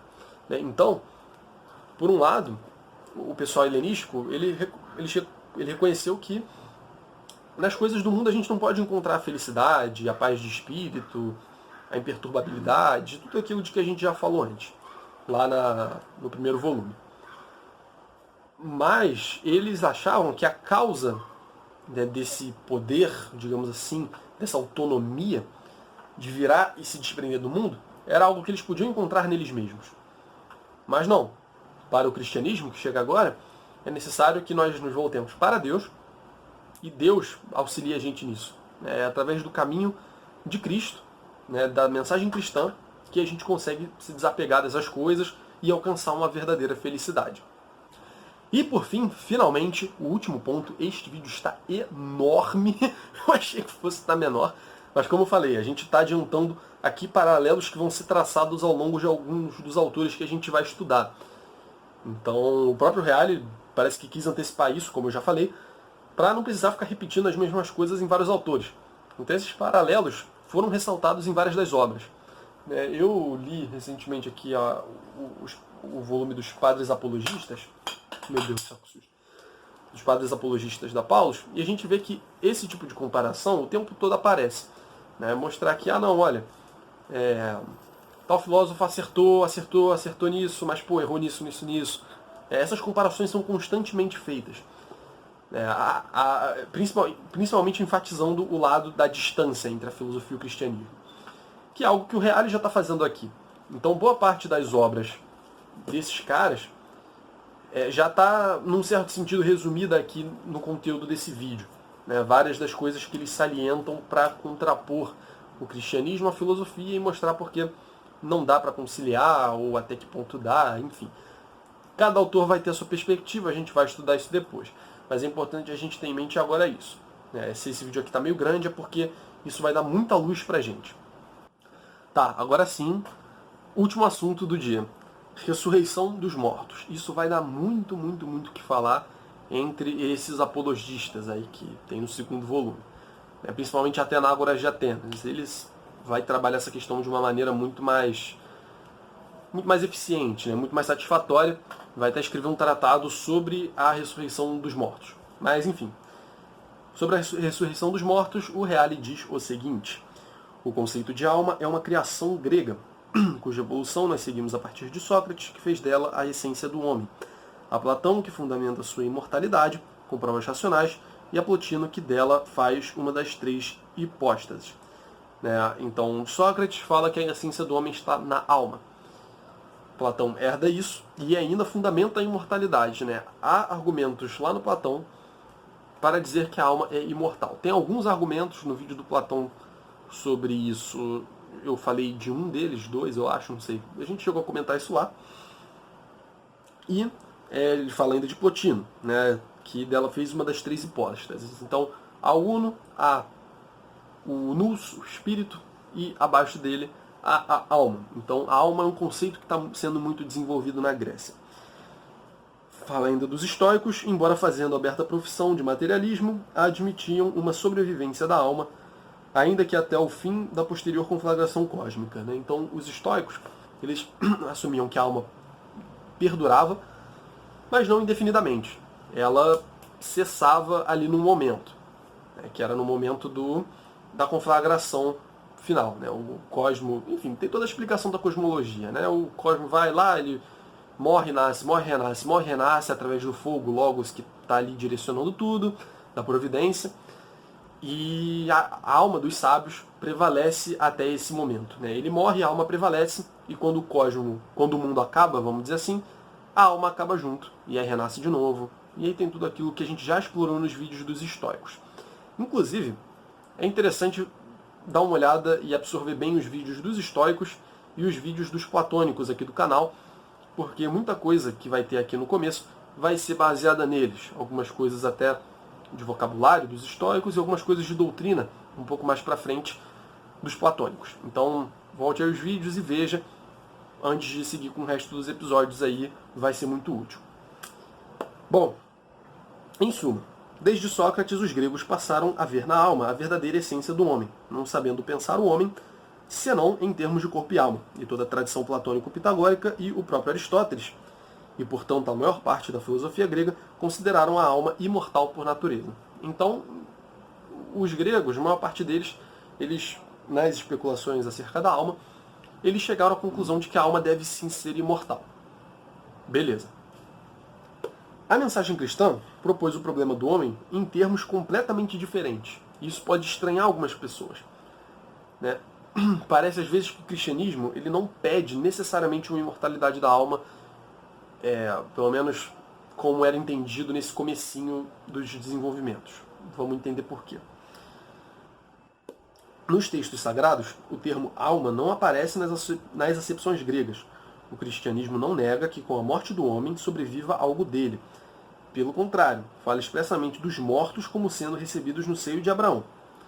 Entretanto, o cristianismo não aponta de modo absoluto para a imortalidade da alma, mas sim para a ressurreição dos mortos.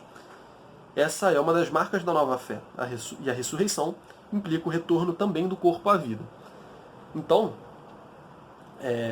digamos assim, com base no que foi revelado aos cristãos nesse começo, não necessariamente a gente precisa supor uma imortalidade da alma. O que a gente precisa supor é que os corpos reviverão. As pessoas vão reviver. E isso porque a gente sabe, enfim, quem não é cristão talvez não saiba, mas o céu não é um estado da alma, não é onde a alma fica quando ela sai do corpo. A pessoa estará com o corpo e com a alma, em espírito também, no céu. O céu é um lugar. O corpo da pessoa estará também no céu. Então, importa basicamente que o homem esteja vivo nesse fim dos tempos, né? No dia do juízo final, e portanto depois no céu ou no inferno, seja lá para onde ele for. O mesmo se aplica ao inferno. Também é o corpo e a alma que sofrerão. Então,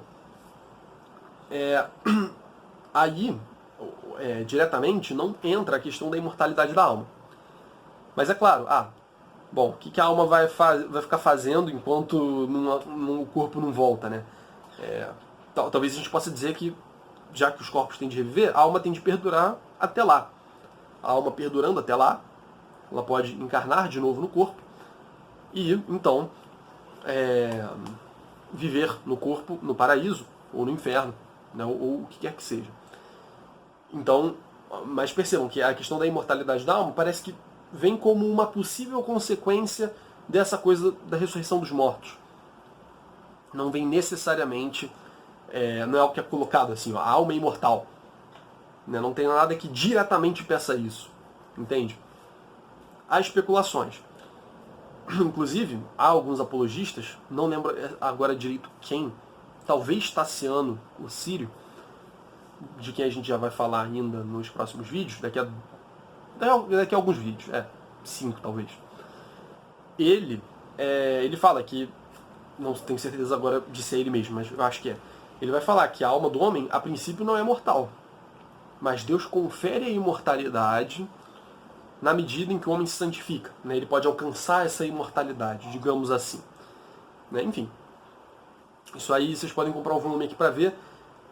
É um raciocínio interessante, né? Não é o que hoje é aceito de maneira geral, mas enfim, parece que num primeiro momento isso não tinha nada de objetivamente errado. Tá? Hoje em dia a gente olha com mais estranheza, mas na época isso parecia não ser algo explicitamente errado ou contrário ao que o cristianismo pregava. E é precisamente essa questão da ressurreição dos corpos que constituía um obstáculo para os filósofos gregos.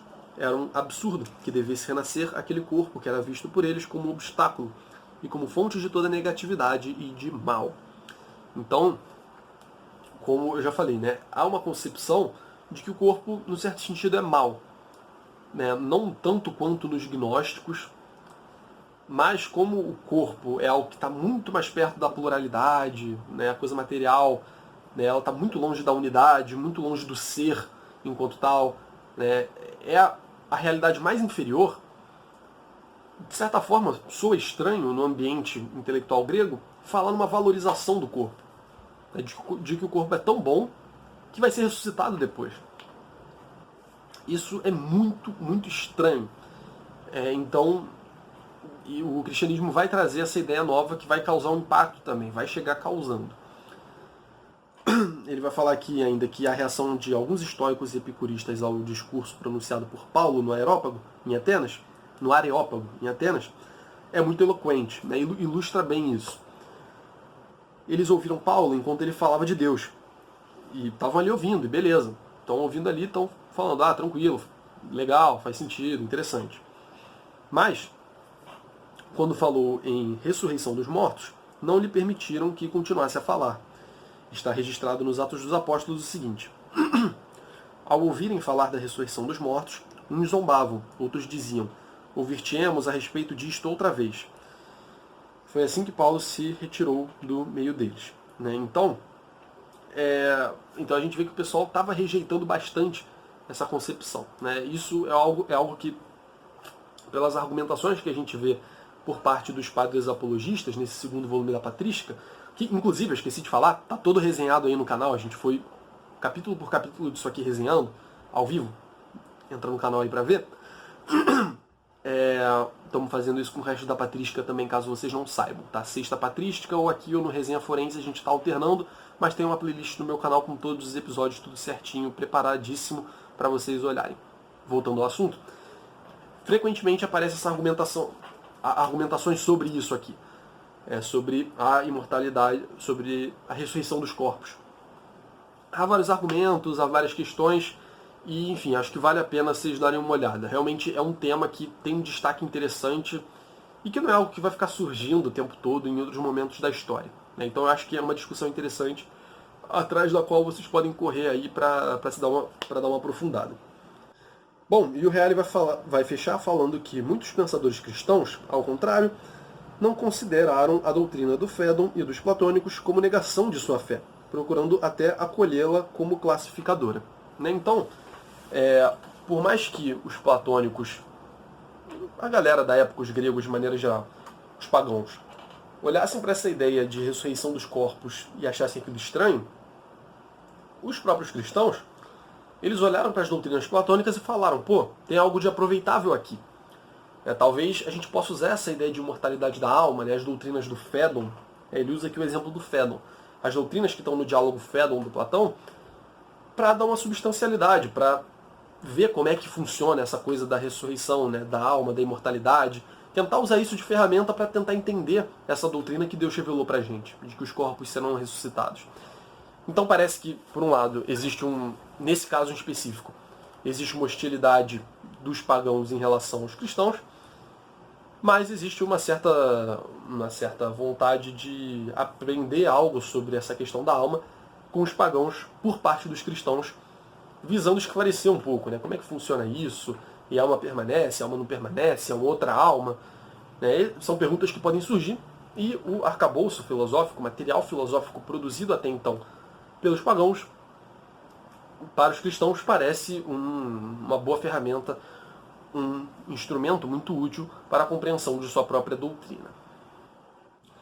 Bom, gente, e agora eu me permito entrar um pouco no capítulo 3º, que se chama Para Além do Horizonte Cultural Grego, em que o Reale fala sobre a questão da história, a concepção da história que o cristianismo traz e como isso se relaciona com o que tinha na Grécia até então.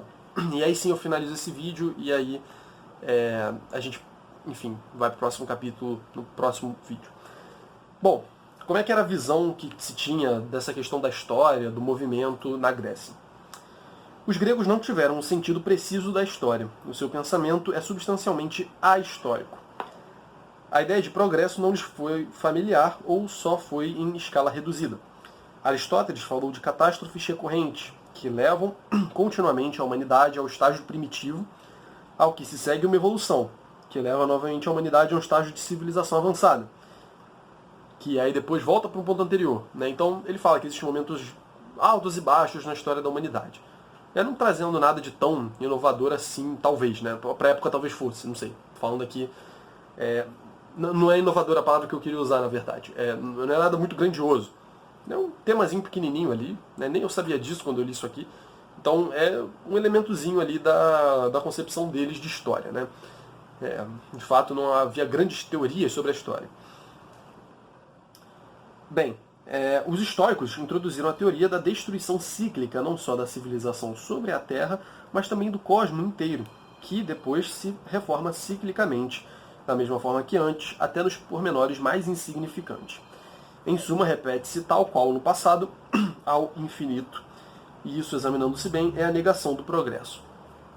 Então, para a concepção estoica, vou começar a trocar histórico com histórico. Para a concepção estoica, existe o cosmo é cíclico, né? Ele vai se corrompendo e nasce de novo, e morre e nasce, tudo através do fogo logos que vai governando esse movimento, né? Esse processo. E é claro que isso, num certo sentido, é a negação de um progresso na história. Não é um progresso no sentido moderno, tecnológico, material, moral, não é disso que a gente está falando. Mas a história avançando numa direção, indo culminar em alguma coisa. Passando por etapas que não vão se repetir. Né? É um trajeto retilíneo da história, não cíclico. Isso não tem nos estoicos. Né? E essa concepção estoica é uma grande negação disso, porque tudo vai sempre se repetir do mesmo jeito.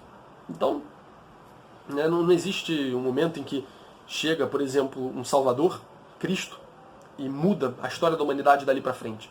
É tudo cíclico. Né? Não existem esses momentos únicos. Todo momento único, ele é aparentemente único, porque quando o mundo acabar e nascer de novo, vai acontecer da mesma maneira. Então não existe aí essa ideia de uma história retilínea que passa por pontos únicos, né, que nunca vão se repetir ao longo da história novamente. Então essa era a concepção histórica dos gregos, mais ou menos. A concepção de história expressa na mensagem bíblica, ao contrário, não é cíclica, mas retilínea. No transcorrer do tempo, verificam-se eventos decisivos e irrepetíveis, que são como que etapas que destacam o seu sentido. O fim dos tempos é também o fim para o qual eles foram criados. É o juízo universal e o advento do reino de Deus em sua plenitude. E assim a história, que vai da criação à queda, da aliança ao tempo de espera do Messias, da vinda de Cristo ao juízo final, adquire sentido tanto no seu conjunto como em suas diversas fases.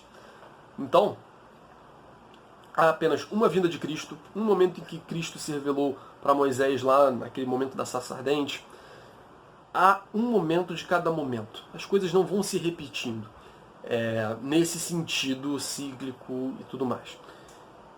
Uma coisa aconteceu e ela está acontecida já. E isso é fundamental, porque isso denota uma ideia de progresso. No sentido de uma revelação que progressivamente vai acontecendo. E que acontece até hoje. Falo aqui de uma perspectiva católica. Os santos recebem visões e que não acrescentam, que assim, num certo sentido são confirmações do que havia antes, mas também acrescentam experiências novas. práticas novas, modos novos de se relacionar com Deus. Então, desde Adão até hoje em dia, Deus se manifesta. E cada momento é único e irrepetível. Então, e cada vez chegando mais perto do juízo final, que é o evento ao qual tudo isso que está sendo feito está ordenado. Tudo isso vai culminar no juízo final, está preparando a gente para o juízo final. Então é claro que só pode ter um juízo final, só pode ter um de cada um desses momentos. Eles estão construindo algo. Estão construindo um prédio, vários bloquinhos, até que alcança um belo dia o topo. É basicamente essa a figura de linguagem que eu acho que dá para explicar melhor isso. E, consequentemente, na história assim entendida, também o homem se compreende a si mesmo bem melhor. Compreende melhor de onde vem, onde se encontra e aonde é chamado a chegar. Talvez o fato de conceber a história como algo cíclico possa cair num certo tipo de indiferentismo, né? Vai ser tudo assim mesmo, né? Deixa aí o mundo rodar. Mas quando o homem parte de um lugar, está em um lugar e vai para um lugar, ele passa a ter uma margem ali do que ele pode fazer. Ele passa a ter um objetivo. E ele pode guiar as suas ações de uma maneira muito mais ordenada. Então isso traz uma perspectiva nova, não só para a história de uma maneira abstrata, mas para o próprio homem concreto na situação em que ele se encontra. Como eu posso me preparar melhor para o juízo final? Me afastar do inferno, aproximar-me do céu? Fazer o que Deus quer que eu faça para que eu seja salvo? Então são questões que afetam diretamente o ser humano. O antigo grego vivia na dimensão da polis e pela polis, e só sabia pensar dentro dos seus quadros. Destruída a polis, como vimos, na era helenística, o Império Macedônico e tudo mais, o filósofo grego refugiou-se no individualismo, sem descobrir um novo tipo de sociedade. Então, com a quebra da sociedade da polis, na qual o homem grego podia atuar, ele ficou sem chão, né? Ele não sabia onde se refugiar. E se refugiou em si próprio, no individualismo, naquilo que a gente já falou antes. O homem achando que ele mesmo pode alcançar a atraxia e as coisas divinas, e pode imitar o modelo, e ele vai subir, sabe? Como se o homem tivesse essa potência toda. Já o cristão vive na igreja, que não é uma sociedade política, nem uma sociedade puramente natural. É uma sociedade que, por assim dizer, é ao mesmo tempo horizontal e vertical. Vive neste mundo, mas não para este mundo. Manifesta-se em aparências naturais, mas tem raízes sobrenaturais. Na Igreja de Cristo, o cristão vive a vida de Cristo na graça de Cristo. Então a igreja, ela é um conjunto dos fiéis, mas também é uma conexão vertical com Deus. Então existe essa dimensão natural e sobrenatural na igreja, que se apresenta como uma comunidade dentro da qual o homem pode atuar, como uma nova polis, vamos dizer assim. O homem passa a ter um horizonte ali de ação e passa a estar situado cosmologicamente de uma maneira mais segura. Passa a estar mais situado. Então, enquanto o homem tentava se reinventar após a queda da polis, tentando encontrar a sua realização nele próprio, o cristão ele encontra essa realização em Deus. Não mais na polis, que não mais existe, não em si próprio, porque ele entende que ele é insuficiente por causa do pecado original, mas em Deus, que se revelou, que se fez homem, que sofreu por nós, que redimiu nossos pecados e tudo mais. E uma figura de linguagem que aparece na Bíblia que expressa muito bem isso, é a de que, como o ramo não pode dar fruto por si mesmo, se não permanece na videira, assim também vós, se não permanecerdes em mim, Cristo falando, assim então vocês não podem dar fruto se não permanecerem em mim, que sou Cristo, que sou Deus. Eu sou a videira e vós os ramos. Aquele que permanece em mim e eu nele produz muito fruto, porque sem mim nada podeis fazer. Então o homem ele precisa estar situado no corpo da igreja, que é o corpo de Cristo.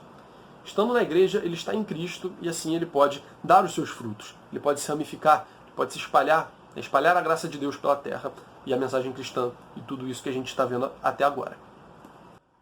Bom, pessoal, nossa, caraca, eu achei que esses vídeos desse volume iam ser muito mais curtos, mas esses primeiros estão sendo muito grandes, mas vai dar uma diminuída depois.